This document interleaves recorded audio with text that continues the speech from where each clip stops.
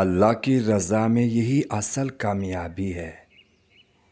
ہر چیز کو سمجھو مگر سب پر عمل نہ کرو، کیونکہ ہر چیز قابل عمل نہیں ہوتی۔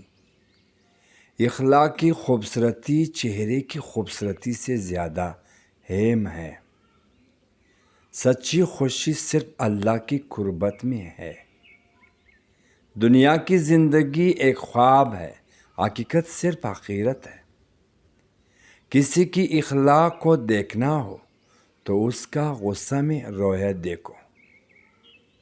لوگوں کی عیب تلاش کرنے والا خود سب سے بڑا عیبدار ہوتا ہے۔ جو دنیا میں محتاجی کا عادی نہ ہو، آخرت میں بھی بے نیاز ہے۔ انسان کا سب سے بڑا دشمن اس کا اپنا نفس ہے۔ نفس کی غلامی سب سے بڑی ذلت ہے۔ حسد ایمان کو جلا کر راکھ کر دیتا ہے، جیسے آگ لکڑی کو۔ جو شخص اپنی خواہشات پر قابو پا لے وہ دنیا اور آخرت میں کامیاب ہو گیا۔ انسان کا اصل امتحان اس وقت ہوتا ہے جب وہ تنہائی میں ہو۔ جو لوگ دنیا کو اپنی منزل سمجھتے ہیں وہ سب سے بڑی غلطی کرتے ہیں۔ دل کو قرآن سے آباد کرو، دل کو قرآن سے آباد کرو، کیونکہ یہی حقیقی روشنی ہے۔ ناظرین محترم، محبت کی سب سے بڑی نشانی یہ ہے کہ تم محبوب کی رضا کو اپنی رضا پر ترجیح دو۔ جو شخص اپنی زبان پر قابو نہیں رکھتا وہ دل کو بھی قابو میں نہیں رکھ سکتے۔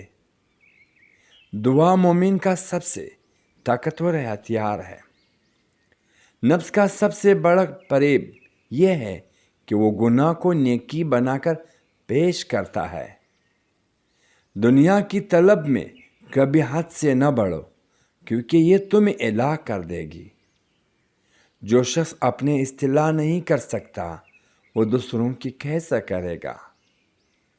سچائی ایمان کی جڑ ہے، سچائی ایمان کی جڑ ہے اور جھوٹ نفاق کی پہچان ہے۔ عقل کا سب سے بڑا کمال یہ ہے کہ وہ نفس کی دھوکے میں نہ ہے۔ عبادت کا اصل حسن اخلاص میں ہے۔ دل کو صاف رکھو، کیونکہ یہی اللہ تعالیٰ کے پہنچنے کا راستہ ہے۔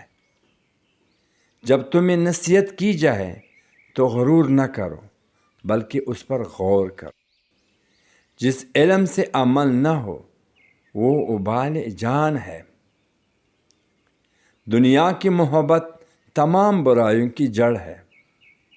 تکلیف کی زیادتی محبت کی کمی کا باعث بن جاتے ہیں۔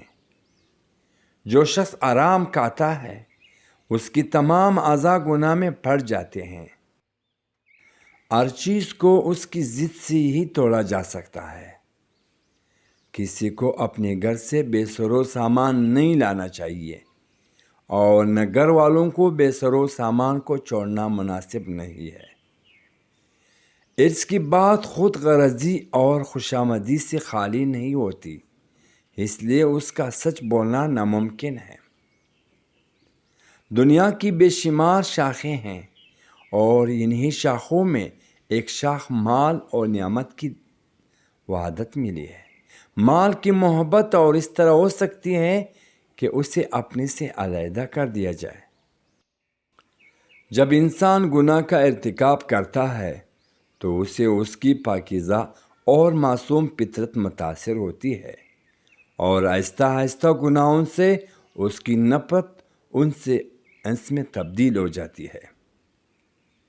لیکن جب کوئی شخص بڑے بڑے گناہوں سے بچنے کے پختہ ارادہ کر لیتا ہے، جسم دل کی ملکیت ہے اور اس کی مملکت دل کی مختلف لشکر ہے۔ جس چیز کی معرفت حاصل ہو جائے وہ چیز جس سے قدر عظیم اور افضل ترین ہوگی اتنی ہی ہے، لذت بھی زیادہ حاصل ہوگی۔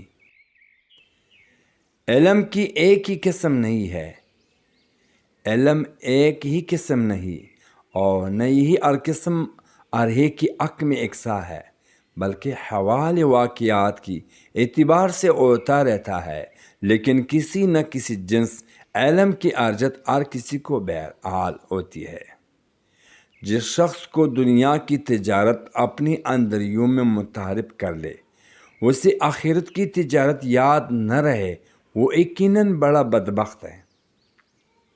کسی شخص سے اللہ تعالیٰ کی خاطر دوستی یا بھائی چارگی قائم کرنا بہت بڑی عبادتوں اور مقامات بلند میں شامل ہے، وہ جو راہ دین میں میسر آ سکتے ہیں۔ منافقت بھی انجام بد کی دلیل ہے۔ نماز میں حضور قلب کی تدبیر یہ ہے کہ الفاظ کی معنی پر خیال رکھے، اس پر بھی ان کو کچھ نہ دینا، اور در حقیقت یہی معنی رکھتا ہے کہ تو ان کی افلاس پر خوش ہے، اور یہی ایمان کی کمزوری ہے۔ جو شخص حرام کھاتا ہے اس کی تمام اعضاء گناہ میں پڑ جاتے ہیں، تکلیف کی زیادہ محبت کی کمی کا باعث بن جاتے ہیں۔